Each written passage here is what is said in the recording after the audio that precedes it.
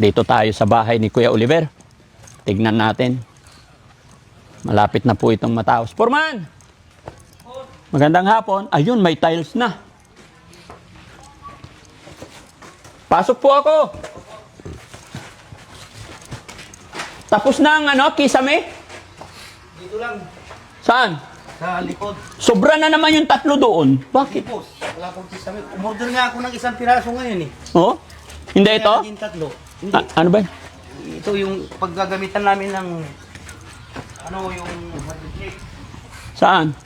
Dito, tama-tama yung 3 po. Yung 3 doon. 3, nga, ito. Okay. Kala ko sobra na. Banyo. Kala ko sobra. Sakto lang yung metal paring din. Oo, sige. Okay. Good. Sige. Sabi natin, boss. Hindi na. Doon na ako dadaan. Okay na yan. Sa loob na lang po ako. Sisilipin ko yung tiles, mga kababayan. Ang ganda, ang pogi. Doon kayo banda. Dito. Tignan nyo mga kababayan. Napakaganda. Sulit. Ayun, pati yung pintura. No? Kasunod na yung kulay. Oo, kasunod na. Pag hindi na madumi, para maganda. Gusto ko malinis. Malinis talaga yan, boss. Oo, gusto ko malinis. Maayos. Pasok tayo sa loob, silipin natin mga kababayan. Ayan, Huwag nyo apakan muna yung tiles, Malambot pa yan. Tignan nyo mga kababayan, pag natapos yan, kung gaano kalinis to. Puting-puti. Yan, very neat. Di ba? So, pagbalik ko siguro bukas, tapos na ang tiles. Oo, malamang. Oo. Itong sala, boss. Sala. Oo. Tapos na. Okay yan. Ganda. Maliwanag tignan mga kababayan. Lalo na pag napinturahan na to, makikita nyo kung gaano kaganda yung kulay nito. Although same lang naman ang kulay kay Ate Nida. Para yun na yung magiging signature natin sa lahat ng mga ipapagawa natin. Unless na may gusto rin kulay ang pagagawa natin. Kung sakasakali na pagkalooban pa tayo ng Panginoon, biyayaan pa tayo, magkaroon pa tayo ng lakas ng katawan, mahabang buhay, na magkaroon pa tayo ng mga pabahay. No?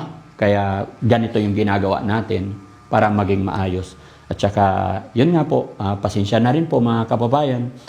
Talagang siguro nagkakaroon ng mga problema, pero pilit ko pa rin aayusin. Hindi ko na pwedeng i-stop ito, ano't ano man nangyari. Hindi ko na pwedeng i-stop kasi andyan na lahat. Kaya ang iisipin na lang lagi natin is si Kuya Oliver tsaka si Kuya JJ. Maging si Ate Ansing din ay kakausapin ko rin mga kababayan after nito para maging maayos ang lahat. At yun, kung ano man ang pagkukulang, pagkakamali mga kababayan, ipagpaumanhin ninyo. Pero itatry ko kausapin si Nanay Ansing dahil sa nangyari na hindi inaasahan. Tatry kong kausapin kung ano yung side niya, bakit nangyari yun. Dahil kahit ako po talaga mga kababayan, nabigla ako, hindi ako nakapagsalita. Kumbaga, nire-respeto ko rin po ang bawat isa sa kanila, kaya hindi ko agad-agad.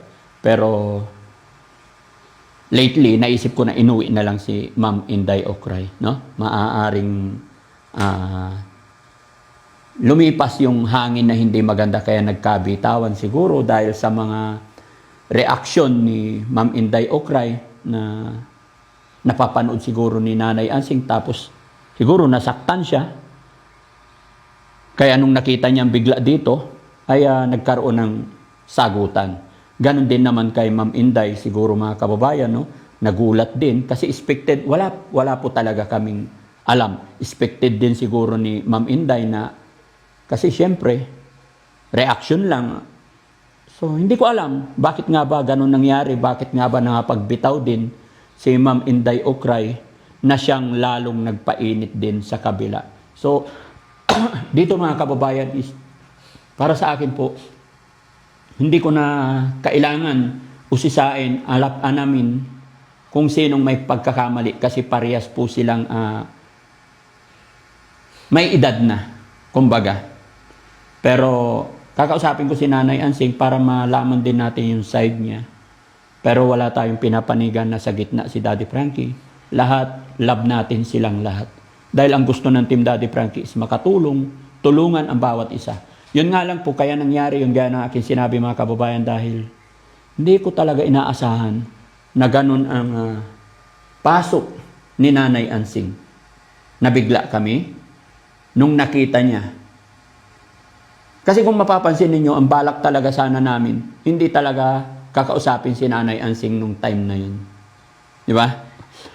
Ang balak lang namin, itur ko lang si Ma'am Inday Okray dito sa bahay at bigla na lang na dumating si Kuya Oliver, pinakilala at inutusan ni Ma'am Inday na maligo para pakainin sa labas, itreat sana.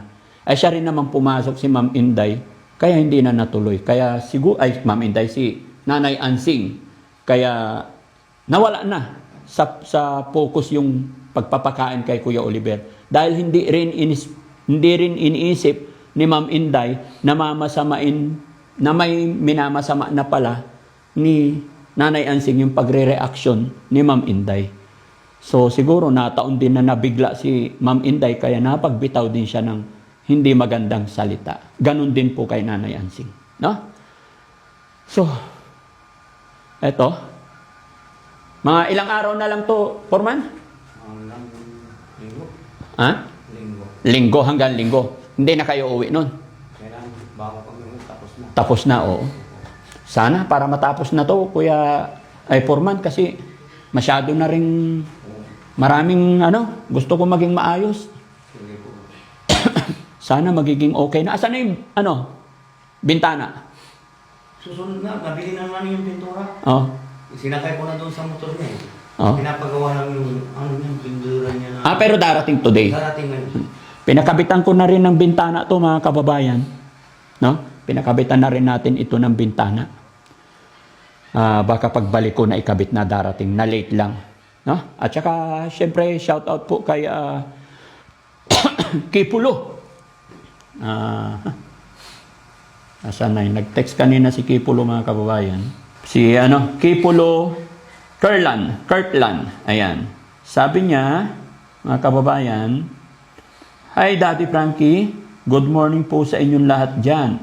Magpapadala po ako ng pambili ng dining ni Oliver, kahit yung maliit lang, kasi mag-isa lang naman po siya.